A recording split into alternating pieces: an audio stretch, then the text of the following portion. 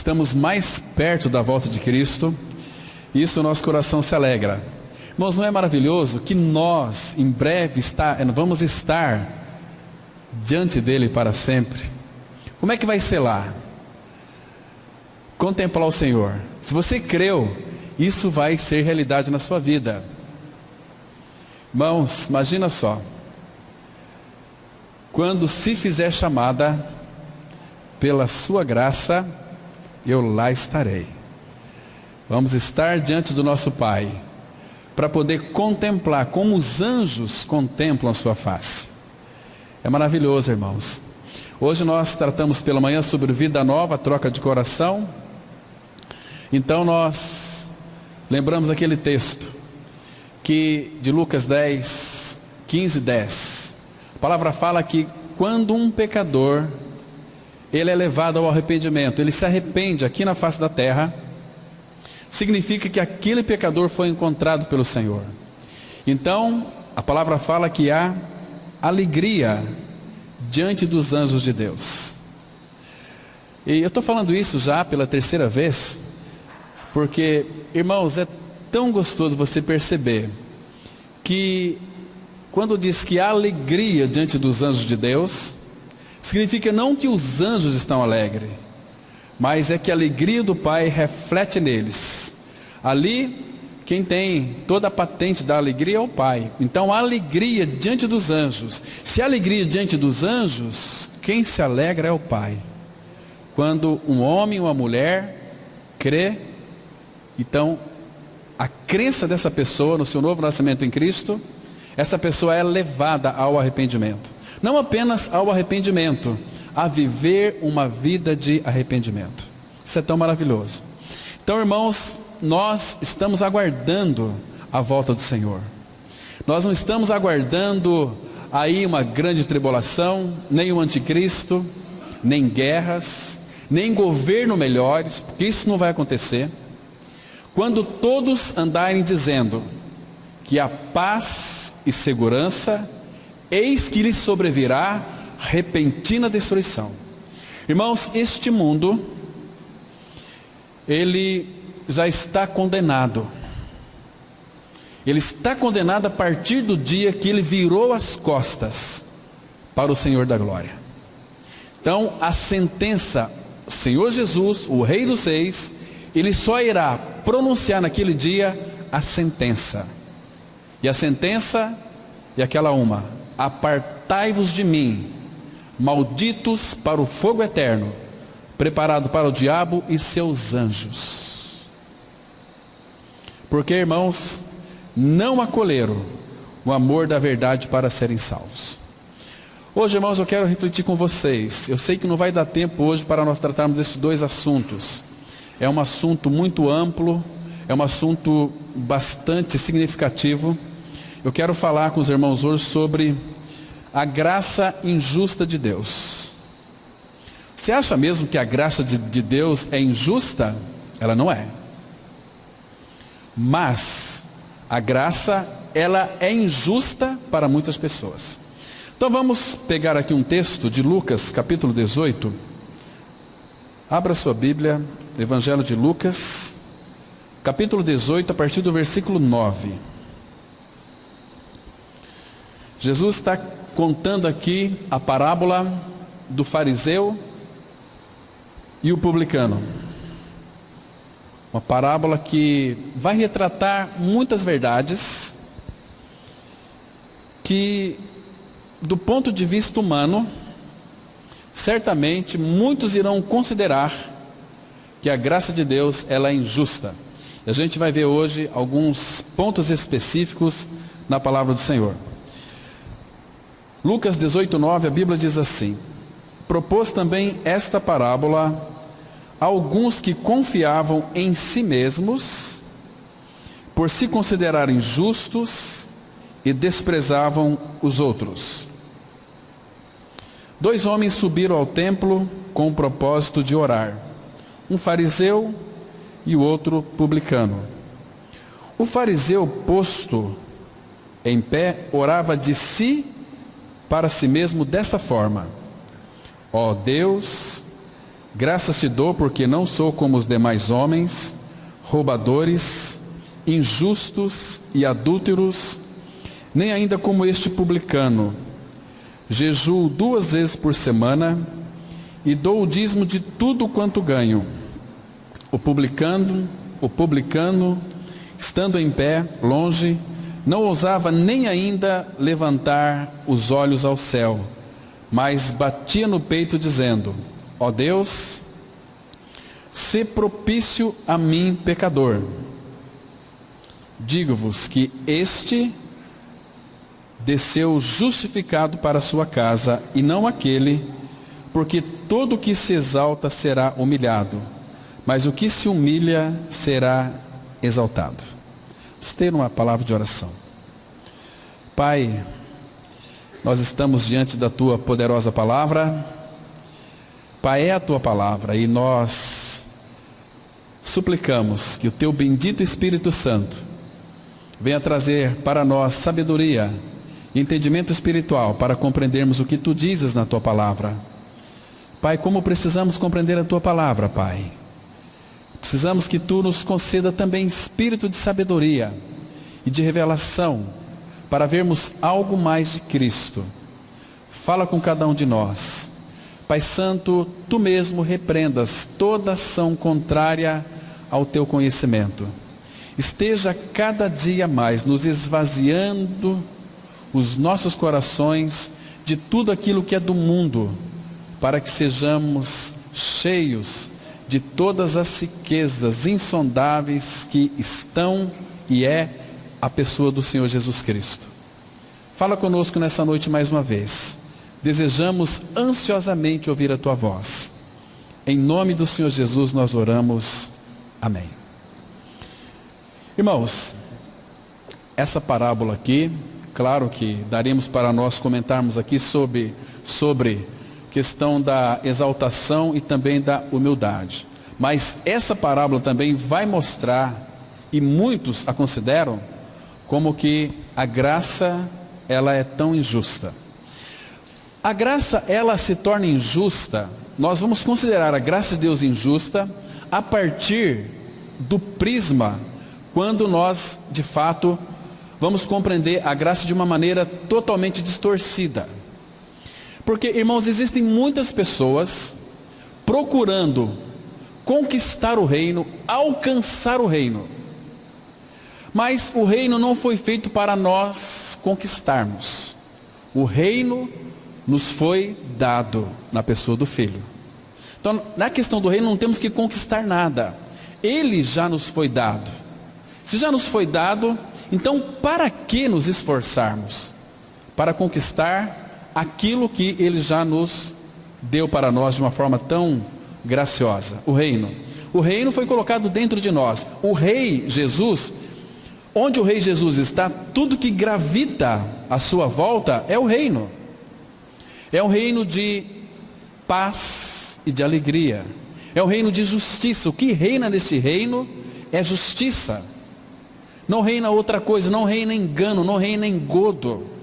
Reina justiça, reina vida. Reina todas as riquezas que a nossa mente não consegue captá-la. É um reino de justiça no qual foi oferecido a mim e a você. Nos foi dado na pessoa de Cristo. Quando nós recebemos o Senhor Jesus Cristo, nós recebemos o reino de Deus que veio para dentro de nós. Lucas capítulo 17, versículo 20. O reino de Deus não está aqui nem acolá. Ele não vem também com visível aparência. O reino de Deus foi colocado dentro de vós. Então, há um reino dentro de nós, e o rei é o Senhor Jesus, que deseja governar a minha e a sua vida. Como já dissemos algumas vezes, muitos querem Jesus como o Salvador, mas são poucos aqueles que o desejam e reconhecem como Ele é Senhor, aquele que é dono, aquele que nos domina. Irmão, nós só vamos ter uma visão adequada do reino quando nós entendermos então a cruz, porque a Bíblia fala que Ele morreu por todos, para que os que vivem não vivam mais para si mesmos, mas para aquele que por eles morreu e ressuscitou. Então, este reino, ele tem o seu governo, que é o próprio Senhor Jesus Cristo, mas a maneira que Cristo governa a nossa vida é de uma forma mansa, é de uma forma humilde, é de uma forma amorosa, é de uma forma dócil, é de uma forma santa, porque sempre este reino é um reino de santidade, ele sempre vai nos guiar à santidade. Santidade, ela tem que ser desenvolvida em nós, ela tem que crescer em nós, que é a mesma coisa, dizendo em outras palavras, maturidade espiritual. Irmãos, todo aquele homem e mulher que considera a graça de Deus injusta, como no caso aqui deste fariseu, porque ele fazia e praticava tantas outras coisas, mas ele nunca alcançou a justificação, porque ele entendia que Deus tinha que lhe aceitar por aquilo que ele fazia. Percebe? E pessoas assim, olha, eu conheço muitas pessoas que têm ou vivem uma vida apenas de moralidade, mas sem realidade espiritual. Porque, irmãos, quando nós entendemos a graça de Cristo, nós vamos entender de uma forma clara e sábia que Cristo fez o tudo por nós. A graça, ela anula toda a nossa meritocracia. Não é por aquilo que nós fazemos para o Senhor. Graça é aquilo que Deus fez por nós. A meritocracia, ela busca Deus subindo as escadas da religião, nos esforçando para alcançar um nível superior de espiritualidade. Isto aí é uma graça que está buscando os seus méritos, é uma graça que eles a têm como injusta, porque Deus aceita de uma outra maneira. Deus nos aceita através daquilo que Cristo fez. Se você olhar com muito cuidado, Êxodo capítulo 12, não precisa abrir. Vocês se lembram, irmãos, que na última praga, a praga da morte dos primogênitos, dos egípcios, não apenas dos primogênitos, mas Deus disse para Moisés: olha, vocês vão matar um cordeiro, e depois vocês vão colocar o sangue desse cordeiro numa bacia, e vocês vão colocar na verga da porta. A verga da porta parecia um T, fala da cruz. Vocês vão manchar ali, na verga da porta, com sangue. E o cordeiro vocês vão comer assado dentro de casa, porque no outro dia eles iriam ter um caminho de 3 dias pelo deserto. Então eles tinham que estar fortalecidos. Cristo é para nós, não aquele que nos redimiu, mas Cristo, Ele é para nós hoje o nosso alimento. Nós comemos Cristo, nós bebemos Cristo, nós nos nutrimos de Cristo. Cristo é o nosso alimento. Ele diz: eu sou o pão da vida, quem de mim se alimenta, por mim viverá. Então colocou aquele sangue na verga das portas. Irmãos, eu não sei que tipo de gente estava atrás daquelas portas. Talvez poderia estar ali prostituta, poderia estar ali assassino, poderia estar ali gente que é picareta, poderia estar ali qualquer tipo de monstro, assassino, bandido, matricida, parricida, não importa. Irmãos, o que importa é que Deus nunca vai ver, uma vez que nós cremos naquilo que Cristo fez por nós. Porque quando meia-noite o anjo da morte passou, lembra o que ele disse lá em Êxodo? Quando eu vir o sangue, passarei por vós. O sangue é para Deus. O sangue de Cristo satisfez todas as exigências da lei, porque segundo Hebreus 9:22, todas as coisas segundo a lei se purificam com sangue, e sem derramamento de sangue não há remissão. Então o sangue eterno do Filho foi derramado na cruz do Calvário. Irmãos, este sangue foi para que o meu e os seus pecados não apenas fossem perdoados, fossem purificados, porque os nossos pecados precisam de purificação. E essa purificação torna os nossos pecados mais brancos, mais alvejados do que a neve. Imagina, irmãos, que poder que tem o sangue de Jesus. O sangue não é para mim, para você, o sangue é para Deus. Jesus derramou seu sangue em oferta ao Pai, mas na oferta do corpo de Cristo na cruz é que nós somos santificados. Hebreus 10:4 vai dizer exatamente isso. Então, irmãos, que precioso sangue é o sangue do Cordeiro, sangue de Deus, sem pecado, vertido por mim e por você. Ah, irmãos, que maravilha é isso. Quando nós vamos para a mesa do Senhor, esta mesa que o Cordeiro preparou para nós, neste deserto no qual nós estamos, nós podemos desfrutar de uma mesa tão linda, de uma mesa onde nós não podemos, irmãos, fazer petições. Nós temos que derramar a nossa vida e o nosso coração em louvor e adoração àquele que tudo fez por nós, aquele que morreu a minha e a sua morte, aquele que nos deu a sua vida, uma vida santa, a vida eterna, uma vida abundante para nós desfrutarmos dela aqui e agora. Por isso que esta mesa, ela tem um significado muito grande para nós, o povo do Senhor, porque esta mesa é para nós, é para mim e para você. Irmãos, que precioso é isso.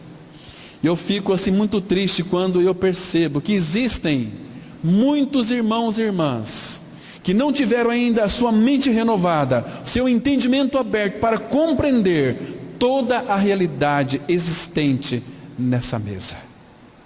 Irmãos, quando nós não fazemos conta desta mesa, nós estamos calcando, pisando o sangue do Cordeiro que foi vertido por nós na cruz. Irmãos, quantos irmãos que estão vivendo uma vida extremamente louca por virar as costas para aquilo que o Cordeiro fez para nós, preparou uma mesa para nós participarmos dela, desfrutarmos dessa realidade espiritual. Essa mesa não pode ser trocada por nada, meus irmãos, para que quando Ele vier, nós não venhamos a nos envergonhar na sua vinda. Irmãos, Jesus Cristo vai voltar, e esta é uma realidade espiritual. Ele vai voltar, não sei quando, mas Ele vai voltar, porque a Bíblia diz que Ele vai voltar. Irmãos, e quantas pessoas que se dizem cristãs, talvez se Ele voltasse amanhã, elas iriam corar de vergonha.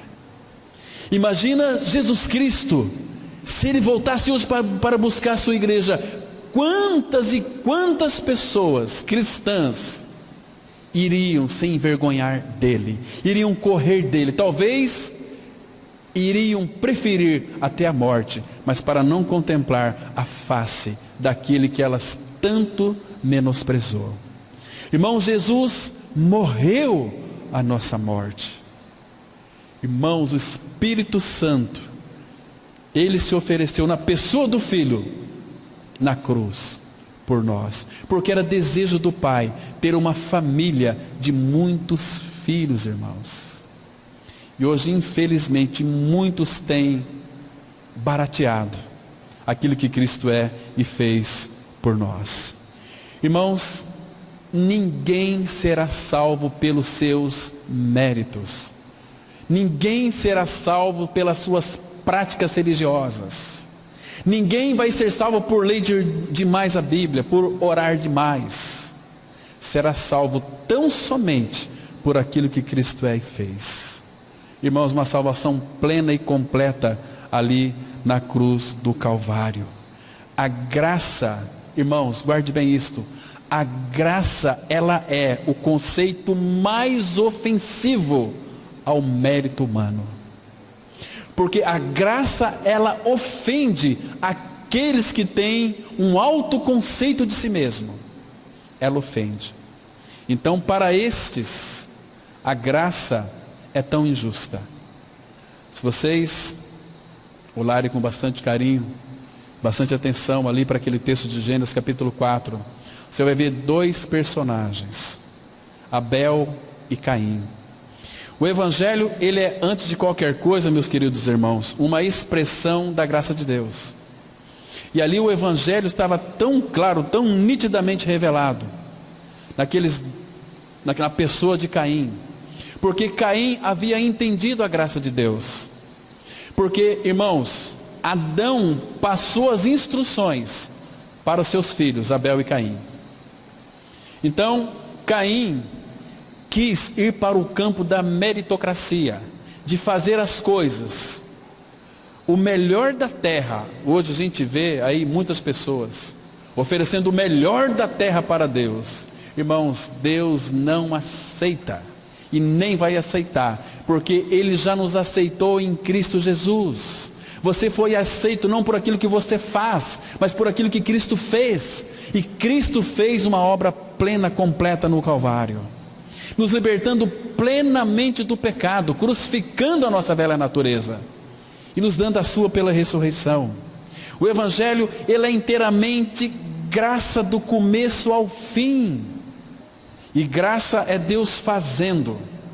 Agora, Caim ficou revoltado com a graça. Caim pôde chamar Deus e a sua graça de injusto, e a graça de injusta. Chamou Deus de injusto e a graça de injusta. Porque eu fiz, eu trabalhei, eu ofereci o melhor que eu poderia dar e Deus me rejeita. E a palavra fala que descaiu o seu semblante, porque Deus não aceitou Caim, nem a sua oferta. Irmãos, Deus não está preocupado com a nossa oferta, Ele está preocupado com o nosso interior, com a nossa intenção e com aquilo que o seu Filho fez. Agora, se o nosso coração, a nossa mente, o nosso foco, os nossos olhos estão focados naquilo que Cristo fez, você é aceito. E Deus ainda deu uma chance para Caim. Caim, se você proceder bem, é certo que você vai ser aceito. Deus estava dizendo para Caim: Caim, vai lá, pega no rebanho um cordeiro sem defeito, sacrifica ele e oferece a mim, você vai ser aceito. Se procederes bem, é certo que você vai ser aceito. Mas se procederes mal, o pecado jaz à porta e cumpre a ti dominá-lo. Irmãos, quem consegue dominar pecado? Jesus disse assim lá em João capítulo 8: quem comete pecado é escravo do pecado. Estar no pecado significa estar debaixo de uma escravatura. E muitos, infelizmente, que ainda não entendeu a graça, estão escravos nas garras de um homem velho, que já morreu há muito tempo, mas estão ali como que debaixo dele, sofrendo algo que não poderia sofrer. Irmãos, a graça, ela nunca vai escolher os melhores, como que fazendo uma seleção, como tem aí a seleção brasileira que escolhe os melhores. Com Deus não é assim. Deus, ele escolhe sempre os piores para serem aceitos. Deus chama as coisas que não são, as que não existem, as desprezíveis. Então, se você creu, é porque um dia foi lhe revelado quem você era e quem eu de fato era, né? Irmãos, por isso muitos têm a graça de Deus injusta. Deixa eu mostrar para vocês aqui um exemplo nas Escrituras Sagradas. Abra sua Bíblia em 2 Crônicas, capítulo 33. Aqui vocês conhecem a história do reinado de Manassés. Ele começou a reinar com 12 anos, e ele reinou 55 anos em Jerusalém. Irmãos, veja o que este rei fez. Ele começou a reinar com 12 anos, e reinou 55 anos lá em Jerusalém. Mas 2 Crônicas 33, versículo 6, veja aqui o versículo 6. 2 Crônicas 33, verso 6. A Bíblia diz assim: veja o que fez Manassés. Queimou seus filhos como oferta no vale do filho de Rinom, adivinhava pelas nuvens, era agoureiro, praticava feitiçarias, tratava com necromantes e feiticeiros, e prosseguiu em fazer o que era mal perante o Senhor, para o provocar a ira. Vamos entender alguma coisa aqui. O que é agoreiro? O que ele praticava aqui?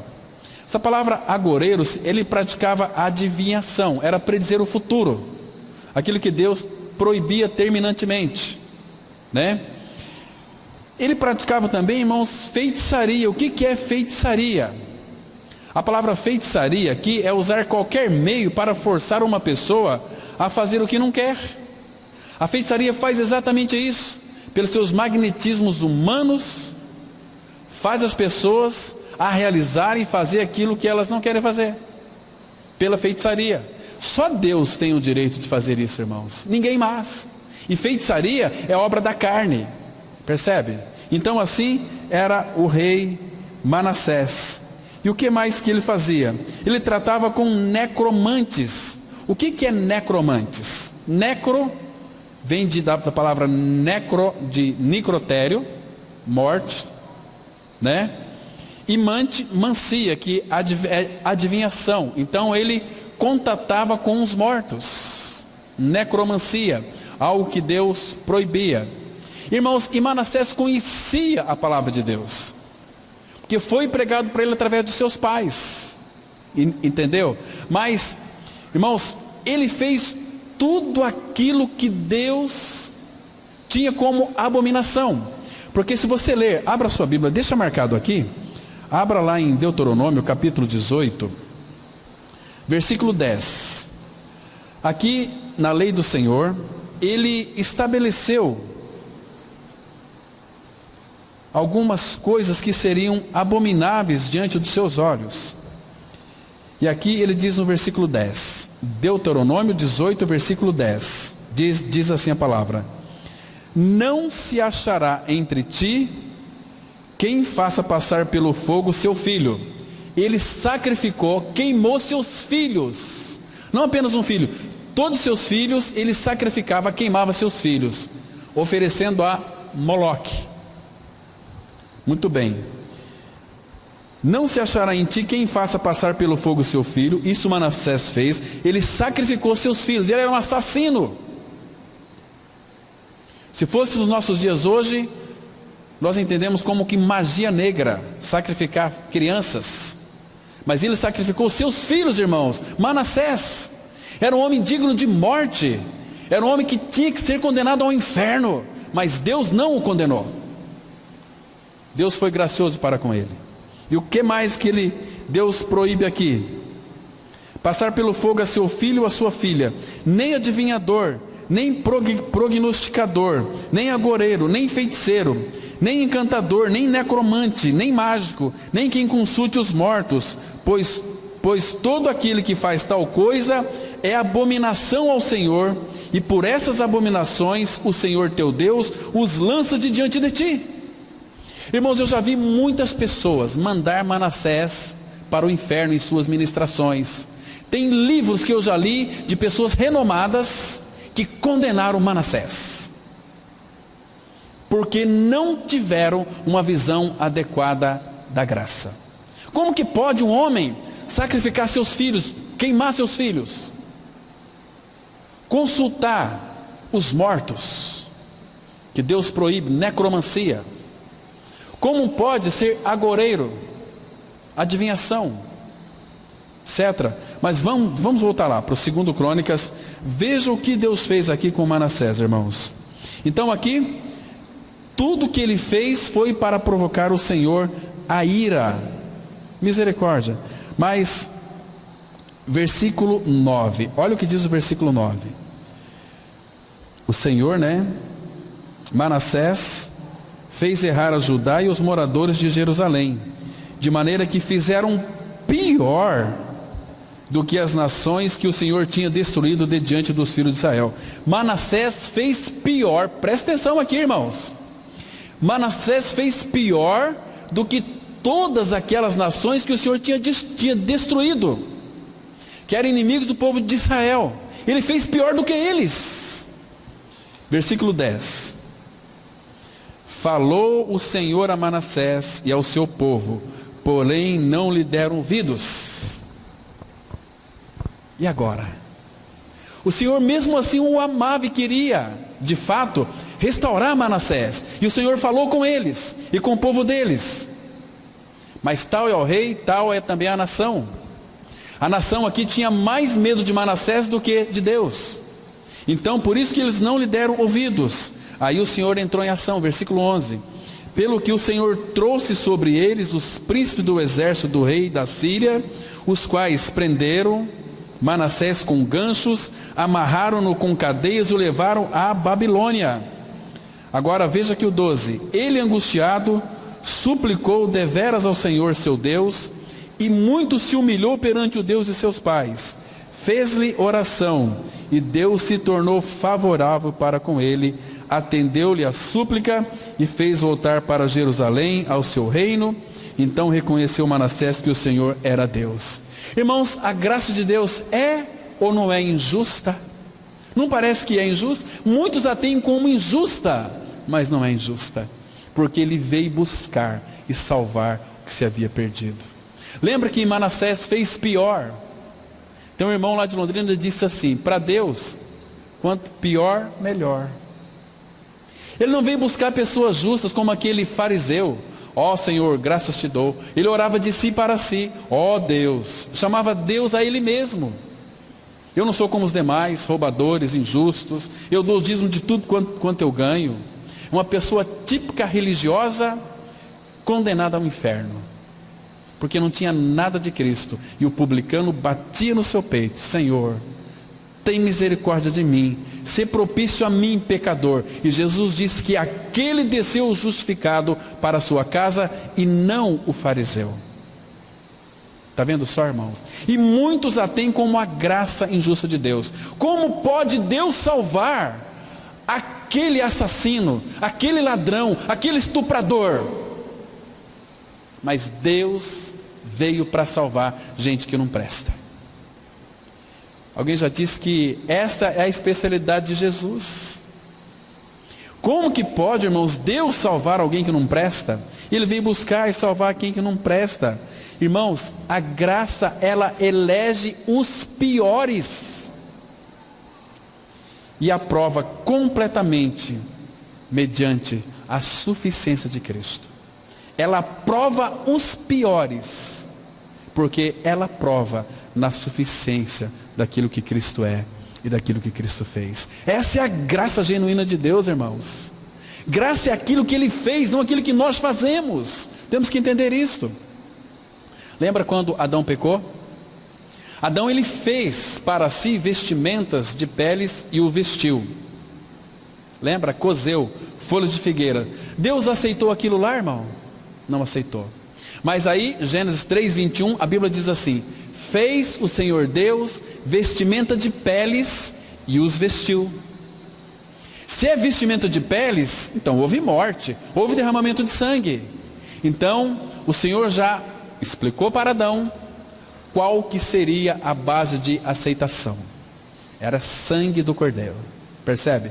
Irmãos, trazendo lá do Éden para os nossos dias, uma vez que nós somos expulsos do paraíso e a nossa história começa fora do paraíso, nós já nascemos neste mundo pecadores, possuidores de uma natureza perversa, sendo habitado pelo pecado, e Cristo veio para fazer uma obra plena e perfeita. Irmãos, aquilo que Deus fez e mostrou para Adão no jardim do Éden, Ele faz conosco hoje.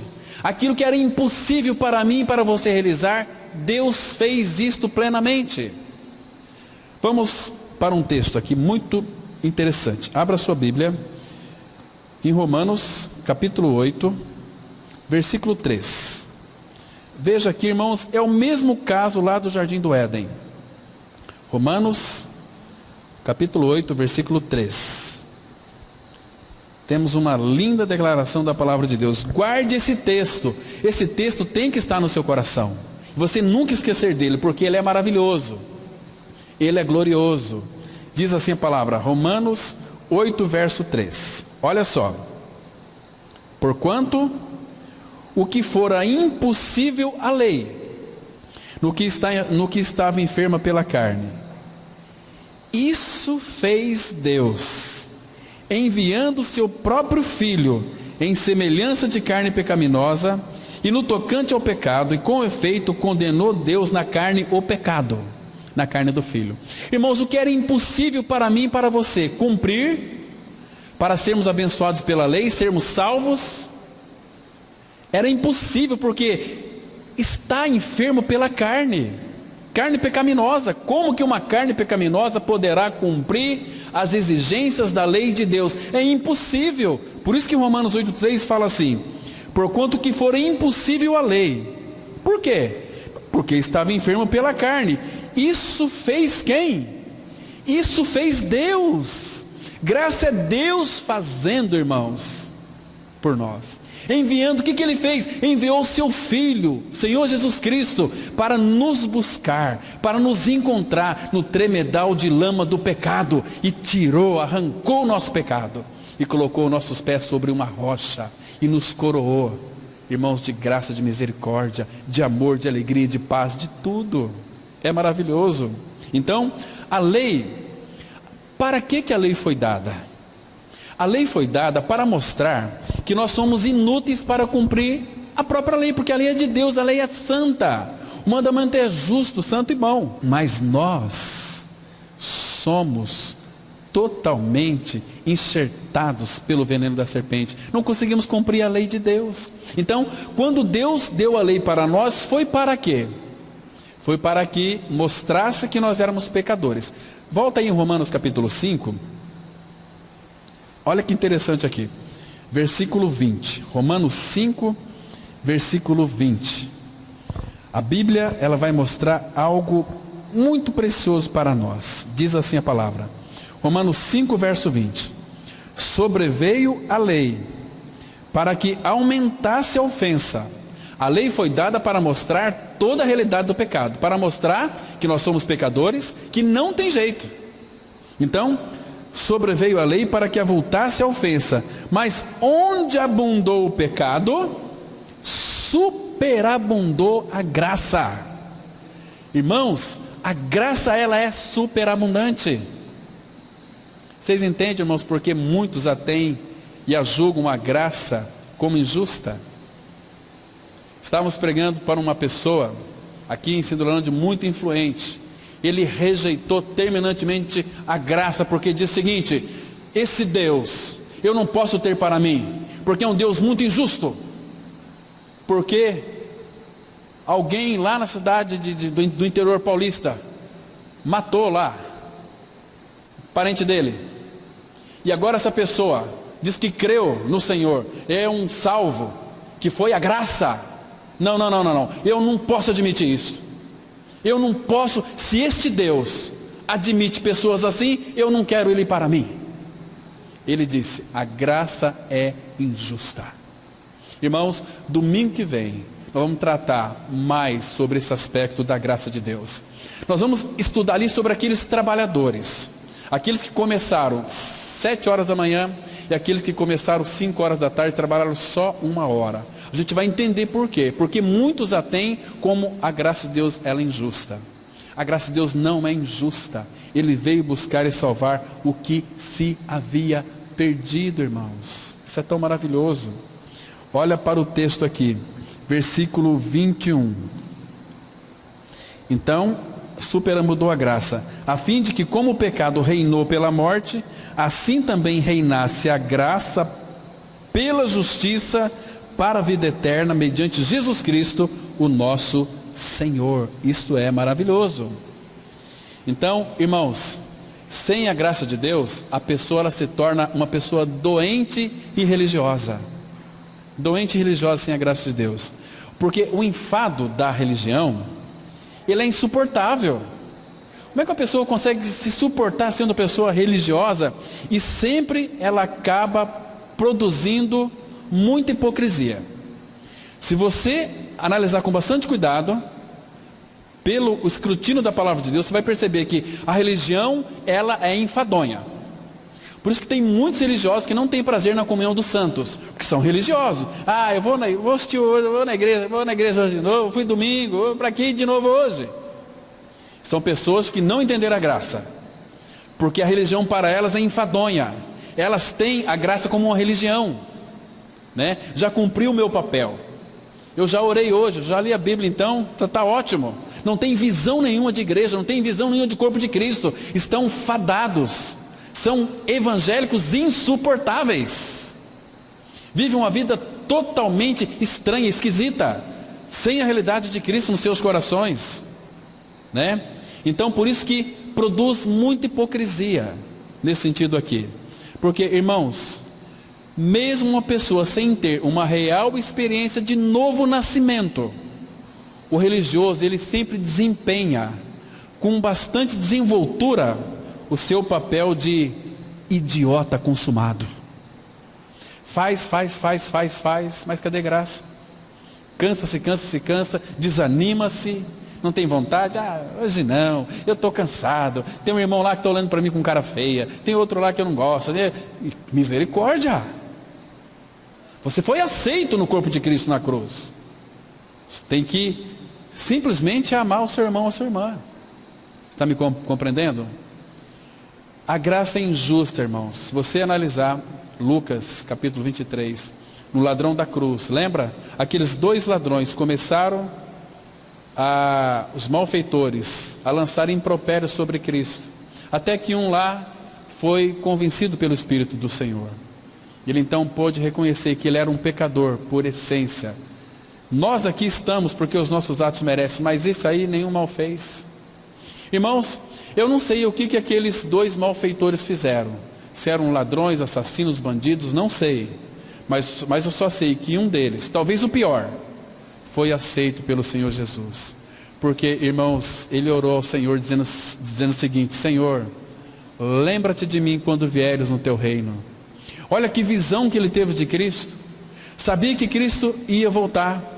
Irmãos, talvez este ladrão, este bandido, este assassino, ele ouviu muito a respeito de Cristo, mas ali ele se encontrou com Cristo, e os nossos encontros com Cristo são encontros transformadores. E qual foi a resposta de Cristo para ele? Quando nós oramos ao Senhor, com um desejo de querermos o Senhor, Ele vai se revelar a nós, Ele vai dizer sim para nós. Senhor, lembra-te de mim quando vieres no teu reino. E Jesus respondeu para ele da seguinte maneira: em verdade te digo hoje, que estarás comigo no paraíso.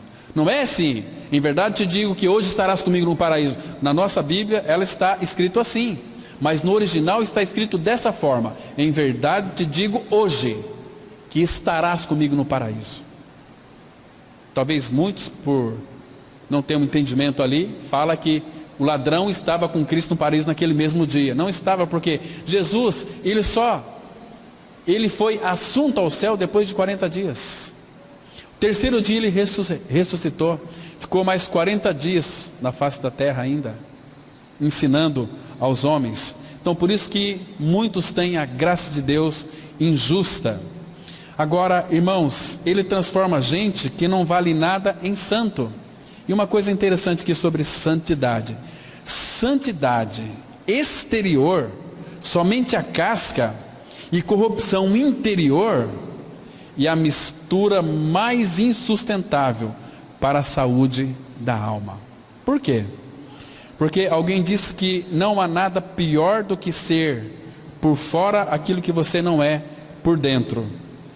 Aquele manto de púrpura que é colocado sobre, para encobrir talvez algumas chagas, algumas coisas podres, ela pode encobrir as chagas, mas ela não pode encobrir o seu odor, o seu mau cheiro. E o pecado mascarado, ele cheira muito mal. Logo, logo as pessoas vão sentir o cheirinho. Olha aquela pessoa lá, se dizia tão cristão, né? Olha o que ela está vivendo. Se diz aí um crucificado com Cristo, mas olha a vida dessa pessoa, não tem nada a ver com aquilo que professa.